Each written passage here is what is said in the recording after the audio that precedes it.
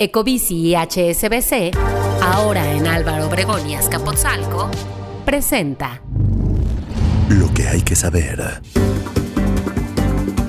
Miles marchan al Zócalo y se abren los registros presidenciales ante el INE.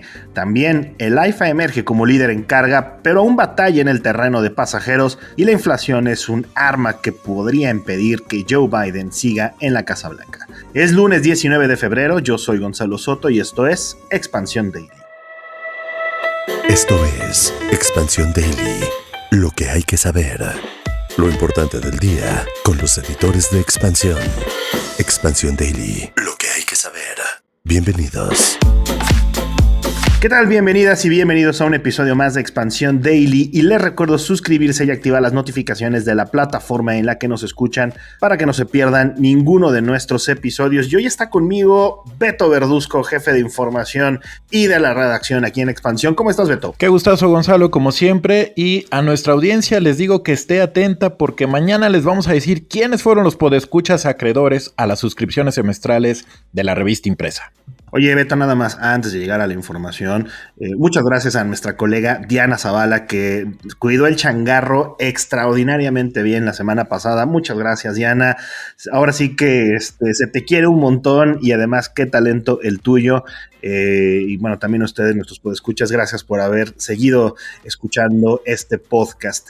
Y bueno, ayer se realizó la Marcha por la Democracia en diferentes puntos del país, principalmente las imágenes que vimos fueron las de la Ciudad de México, Beto, esta protesta que se convocó contra el paquete de reformas constitucionales que presentó el presidente Andrés Manuel López Obrador el pasado 5 de febrero, pero ya sabemos, siempre este tipo de manifestaciones tienen también este tenor, pues vamos a llamarlo termómetro de músculo político, ¿no? De cara a las elecciones del próximo 2 de junio. Sí, Gonzalo, y justo el músculo creo que se empieza a medir con el tema de la asistencia. Por ejemplo, los cálculos del gobierno de la Ciudad de México hablan de que esta movilización asistieron 90,000 personas.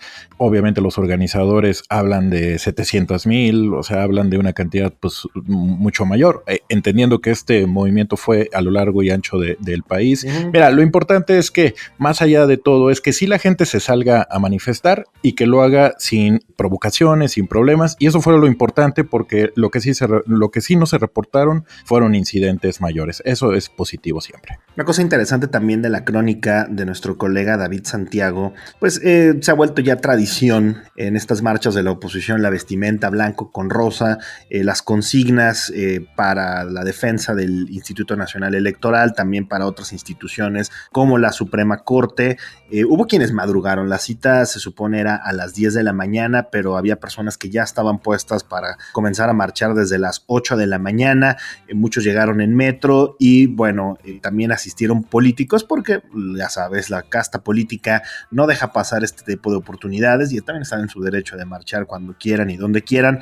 Ahí estuvo Margarita Zavala, estuvo el presidente nacional del PAN Marco Cortés, el exaspirante presidencial Enrique de la Madrid, también estuvo Mauricio Tabe, diputados del PAN, PRI, del PRD, pero creo que, vaya, de este evento, las palmas, por lo menos de lo que se vio de esta crónica, pues se las llevó el orador principal, o más bien el único orador del evento. Sí, como bien comentas, Gonzalo, fue el único orador de esta manifestación que tuvo por nombre Nuestra democracia no se toca. Ahí advirtió que el plan de reformas del presidente López Obrador es apresurado y no busca consenso, sino la concentración y perpetuación del poder. Hubo consignas durante esta manifestación, como el INE no se toca, fuera López, es un delincuente, narcopresidente. Ha estado muy, por ejemplo, en la plataforma de X, de Trending, el tema de narcopresidente, pues por todos estos señalamientos que ha habido en medios como ProPublica y también por la periodista Anabel Hernández. En fin, Córdoba también enlistó 3 amenazas a la democracia ahí habló de el desmantelamiento o intento de cooptar al INE, también la intención de eliminar los órganos autónomos y asfixiarlos con recortes de presupuesto, así como también la intención de dividir a la sociedad entre un grupo que integra el pueblo y otro que es su enemigo. Esa fue, digamos, los principales mensajes que dio el ex consejero del INE, Lorenzo Córdoba, Gonzalo. Beto, y mientras eso pasaba en el Zócalo, en el sur de la Ciudad de México comenzaron ya los registros de los aspirantes o las aspirantes y el aspirante presidencial ante el Instituto Nacional Electoral. La primera en hacerlo fue Claudia Sheinbaum, quien llegó al mediodía para hacer este registro. Tuvimos ahí una cobertura bastante interesante donde ahí estuvo Mariel Ibarra junto con Omar Moreira, nuestro head de video, también estuvo por ahí Octavio Ortega, Karina García, y la verdad es que muy oportuno los comentarios, los videos que tuvimos de algunos de los acompañantes de Sheinbaum a este registro. Pues estuvo por ahí, por ejemplo, Marcelo Ebrard, toda la dirigencia del partido Morena.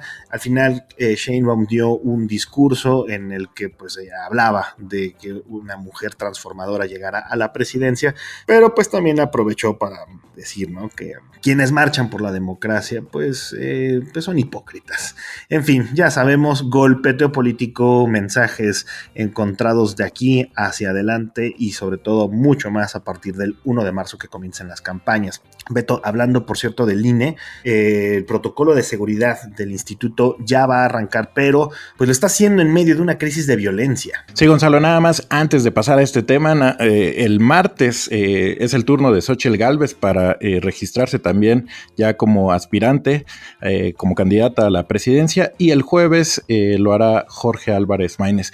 Sí, lo que comentas es muy interesante. Este protocolo de seguridad del INE está listo para aplicarlo a partir de este 1 de marzo, que ya inician las campañas electorales tanto para la presidencia, los 8 gubernaturas, también la jefatura de gobierno de la Ciudad de México, y también por el tema de las senadurías y diputaciones. Y bueno, este tema del protocolo de seguridad nace porque está bien, estamos en medio de ataques a aspirantes, a cargos de elección, dirigentes, partidistas y funcionarios, una situación que era también ya muy necesaria porque pues el tema de inseguridad ha sido también un elemento, un factor que ha estado muy presente en los procesos, no de esta contienda, sino del pasado. Y creo que sí es importante considerarlo porque, pues, de alguna manera, yo creo que cualquier aspirante necesita y requiere que se le garantice su seguridad. Es que, fíjate, Beto, que de acuerdo con un informe del Centro de Pensamiento Laboratorio Electoral, del 4 de junio de 2023 al 7 de febrero pasado, se acumularon 50 ataques que culminaron en 33 asesinatos de personas, de las cuales 16 aspiraban a una candidatura. Y bueno, según el esquema de seguridad que el INE presentó a las dirigencias partidistas, este se va a aplicar de forma automática para los aspirantes presidenciales, así como para las gubernaturas y la jefatura de gobierno que está en juego. Sí, Gonzalo, estamos hablando también de las contiendas en Chiapas, Guanajuato, Jalisco, Morelos, Puebla, Tabasco, Veracruz, Yucatán, además de la Ciudad de México. Y fíjate, es muy interesante esto. La seguridad se va a aplicar dependiendo de un análisis de riesgo que va a estar en 3 categorías. Riesgo alto, riesgo medio o riesgo bajo. Ya será, le va a corresponder al INE, el que va a ser el intermediario entre los partidos, candidatos y las autoridades de seguridad para la recepción de las solicitudes correspondientes. Y nada más para que tengas una idea, por ejemplo, si alguien lo catalogan como de riesgo alto, se le van a asignar 10 escoltas y 4 vehículos. Para quienes sean de riesgo medio, se le van a proporcionar 8 elementos y 3 vehículos, mientras que aquellos que estén considerados como de riesgo bajo van a contar nada más con 2 elementos y un vehículo. Gonzalo, esto sí es realmente nuevo, interesante, pero también habla de la situación que permea en México por el tema de inseguridad. A eso iba, Beto. Esa es la democracia en México en 2024. Bajo ese escenario, las candidatas y los candidatos a cualquier tipo de cargo de elección el próximo junio, esas son las condiciones en las que se están enfrentando. Entonces, no es poca cosa y más bien todo lo contrario. habla volúmenes, Beto, de la situación en la que estamos. Pero bueno, vamos a cambiar ya de tema, dejemos atrás la política electoral y vámonos con el AIFA, que, a ver, se le ha criticado muchísimo al Aeropuerto Internacional Felipe Ángeles por la baja afluencia que ha tenido de pasajeros. Sin embargo, de acuerdo con una nota de nuestra colega Suara de Luna, este aeropuerto ha emergido como un líder en el segmento de carga. Sí, Gonzalo, acuérdate que a principios de 2023, con toda la intención de revitalizar las operaciones del aeropuerto, se dio un decreto que obligaba a sacar las operaciones de carga del aeropuerto de la Ciudad de México para trasladarlas a Felipe Ángeles. Y bueno, pues está dando resultados, por lo menos de los datos que hemos observado. Fíjate que la información que data hasta diciembre de 2023, el AIFA movilizó casi 36,000 toneladas de carga internacional. Estamos hablando de 123% más que el aeropuerto de la Ciudad de México.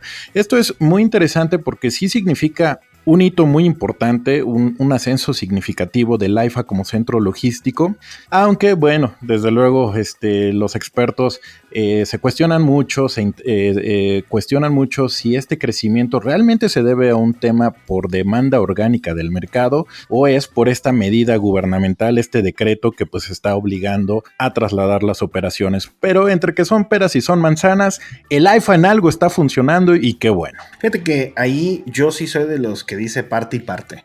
O sea, creo que de manera natural el segmento de carga tenía o vio una buena oportunidad en este aeropuerto, pero desde luego que cuando a decretazo te mandan a llevar buena parte de la operación a ese nuevo aeropuerto, pues definitivamente vas a tener un incremento que entre comillas no es tan natural.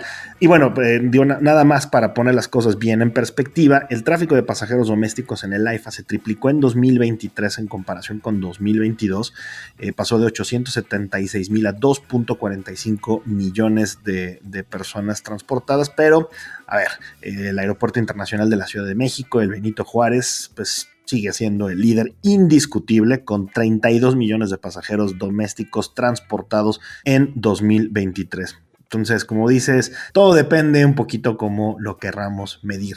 Y hablando de mediciones, Beto, una que le pudiera costar la Casa Blanca a Joe Biden es la inflación. Y este sí es uno de los fenómenos que cuesta un montón de trabajo explicar y también entender. Una economía que crece, que se ha recuperado ya de la pandemia, con un mercado laboral, Beto, prácticamente quien quiera encontrar una chamba en Estados Unidos lo puede hacer en estos momentos y, sin embargo, la inflación está siendo el tema principal que pudiera costarle a Joe Biden la elección en noviembre.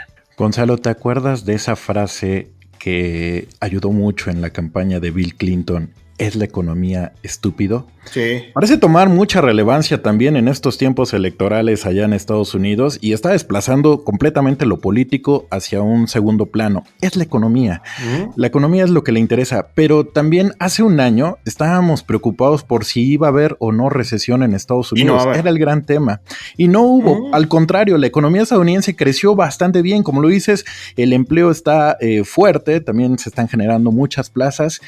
Pero, ¿qué es lo que está sucediendo? Que la percepción, y esto sí es bien importante porque siempre perdemos de detalle que más allá de los indicadores duros, contundentes que nos pueden dar las dependencias, las autoridades, la percepción es lo más importante y la gente todavía está sintiendo que los precios de los productos, particularmente de la gasolina en Estados Unidos, es elevada y ahí es donde la gente está tomando el pulso y eso va a ser lo que va a definir en gran medida la decisión de votar por uno o por otro candidato.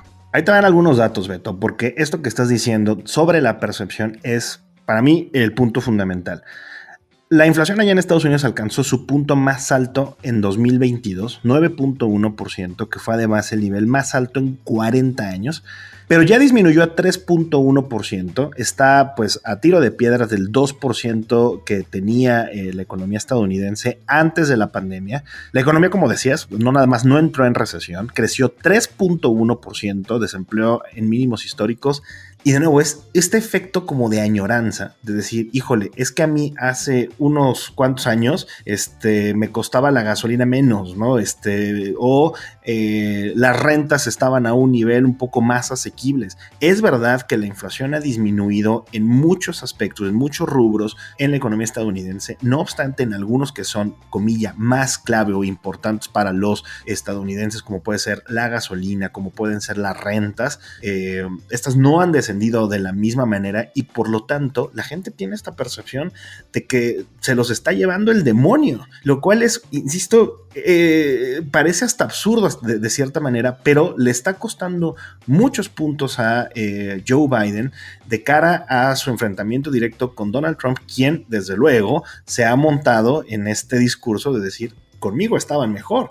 Conmigo todo estaba, pero los mercados estaban bollantes, todos teníamos una chamba, la vida era más barata. Pues sí, hermano, pero ya pasaron 4 años de eso. Y ¿sabes qué? Ya nada más para cerrar este tema, Gonzalo, ni siquiera es culpa en su totalidad de esta administración. Fue un fenómeno global. Totalmente a todo mundo le pegó. O sea, los mexicanos, y no me lo vas a negar, también nos ha pegado la alta inflación que tuvimos hace 2 años y que también hemos visto este proceso de desaceleración de la inflación que ha bajado, pero que todavía seguimos arrastrando algunas secuelas, pero lo sabemos, no fue un tema que nació en México, no fue un tema que nació en Estados Unidos, fue un tema que pues provocó, son secuelas de lo de la pandemia. Percepciones, Beto, y también yo creo una mala comunicación de los buenos resultados que ha tenido la economía estadounidense en los últimos años.